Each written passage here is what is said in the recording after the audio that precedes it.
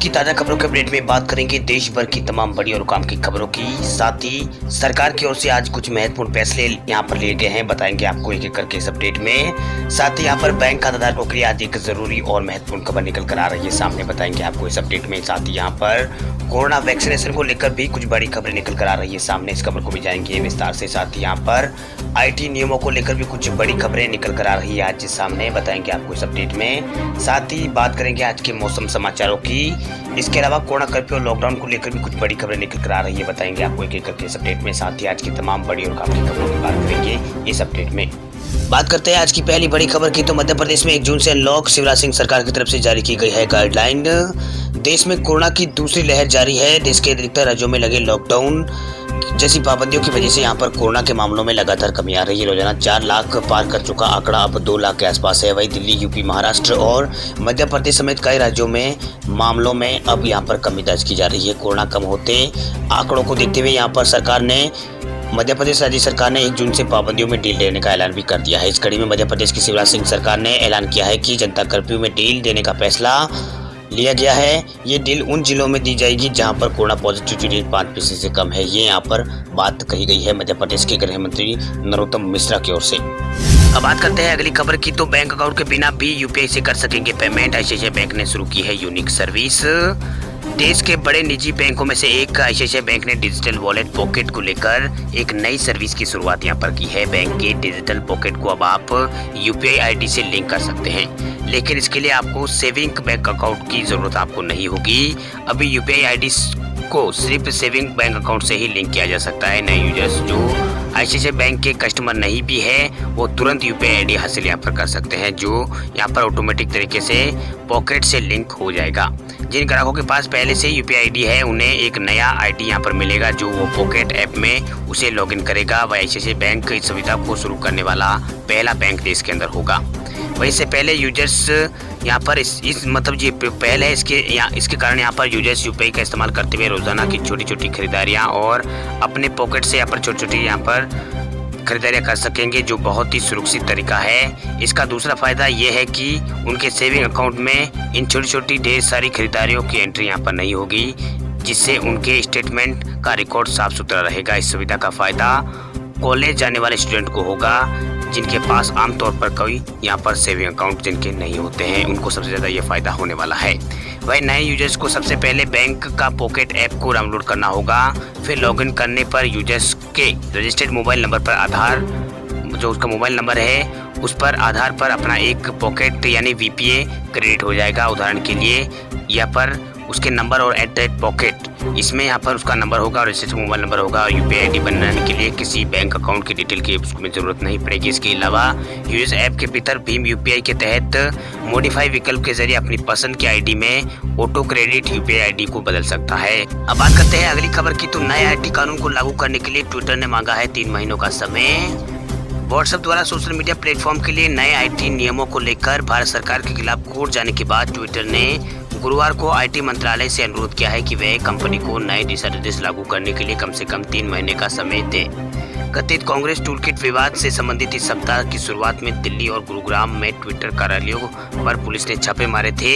इस बात पर जोर देते हुए कंपनी भारत में लागू कानून का पालन करने का प्रयास करेगी। ट्विटर प्रवक्ता ने एक बयान में कहा कि अभी हम भारत में अपने कर्मचारियों के बारे में हालिया घटनाओं और उन लोगों के लिए अभिव्यक्ति की स्वतंत्रता से संबंधित खतरे से चिंतित हैं, जिनकी हम यहाँ पर सेवा करते हैं। वहीं ट्विटर ने अपने कार्यालय पर पुलिस की छापामारी के बाद अपनी पहली प्रतिक्रिया में कहा है कि हम भारत और दुनिया भर में नागरिक समाज में कई लोगों के साथ हमारी वैश्विक सेवा की शर्तों को लागू करने के साथ साथ नए IT नियमों के मूल तत्वों के जवाब में पुलिस द्वारा धमकाने की रणनीति का उपयोग के संबंध में चिंतित हैं। अब बात करते हैं अगली खबर की, तो उत्तर प्रदेश में योगी सरकार ने लागू किया है एस्मा कानून। अब सरकारी कर्मचारी नहीं कर सकेंगे हड़ताल। कोरोना महामारी से यूपी में काफी दिक्कतों का लोग यहाँ पर सामना कर रहे हैं। ऐसे में यूपी सरकार में कर्मचारी यूनियनों द्वारा लगातार अपनी मांगों को पूरा करने को लेकर हड़ताल करने की तैयारी चल रही है।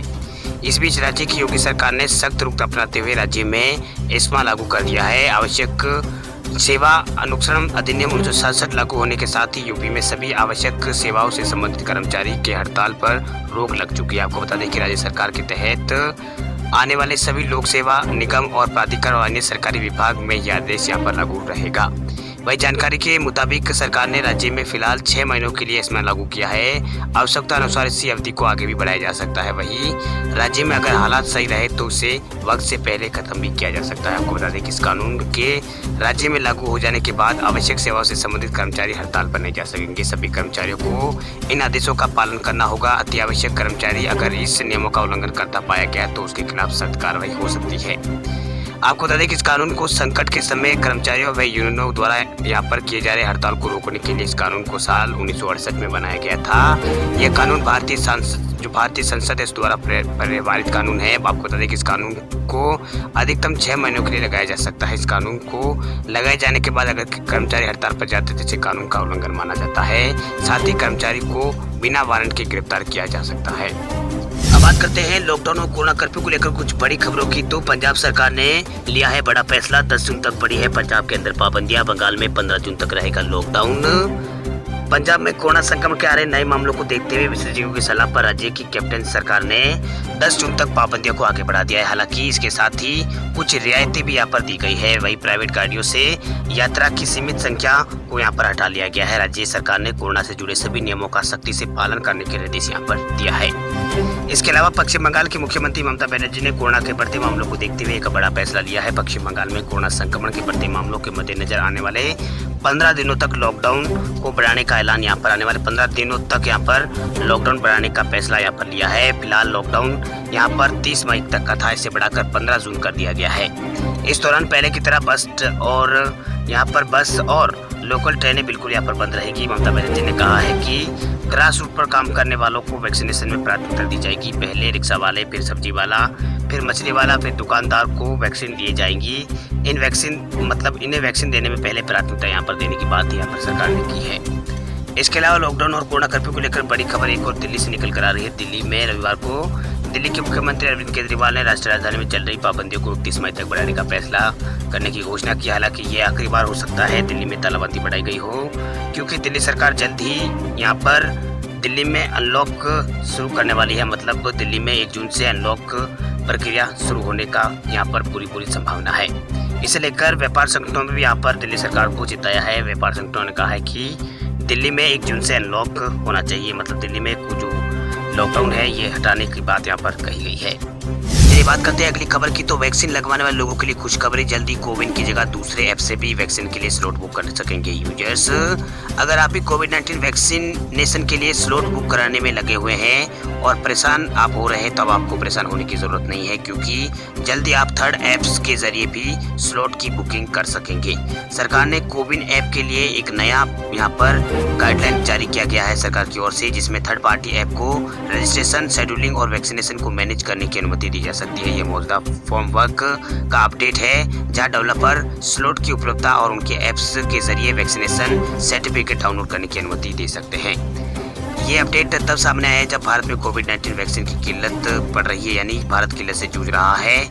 इसके कारण लोगों को कोविन पोर्टल पर स्लॉट ढूंढने में भी दिक्कत यहाँ पर आ रही है। नए एपीआई डेवलपर्स और अपॉइंटमेंट रजिस्टर और शेड्यूल करने के ऑप्शन यहाँ पर ये जो नया है वो ऐप यहाँ पर देगा, और कोविड-19 वैक्सीनेशन और फैसिलिटी को डायरेक्टली उनकी ओर से मैनेज करने का मौका देगा। वही डेवलपर को लेकर बदलाव कोविन के लिए मेंटेन यहाँ पर किया जा रहा है। इसके लिए मास्टर डेटाबेस में इसका ये किया जाएगा। सरकार आरोग्य सेतु ऐप और उमंग 2 ऐप सरकार के पास ऐसे हैं जिसमें कोविड-19 की अपॉइंटमेंट बुक की जा सकती है। इसके अलावा अब थर्ड पार्टी ऐप्स भी उपलब्धता और स्लॉट अपॉइंटमेंट की जानकारी आपको थर्ड पार्टी ऐप में मिल जाएगी।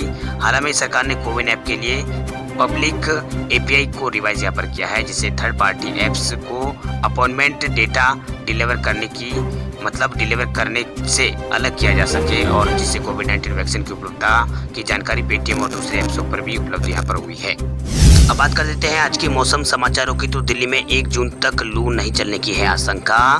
मौसम विभाग ने कई राज्यों में जारी किया है बारिश का अलर्ट। दिल्ली के कुछ हिस्सों में कल तापमान 40 डिग्री के पार चला गया। वही मौसम विभाग ने कहा है कि अगले 4 से 5 दिन राष्ट्रीय राजधानी दिल्ली में लू चलने की आशंका नहीं है।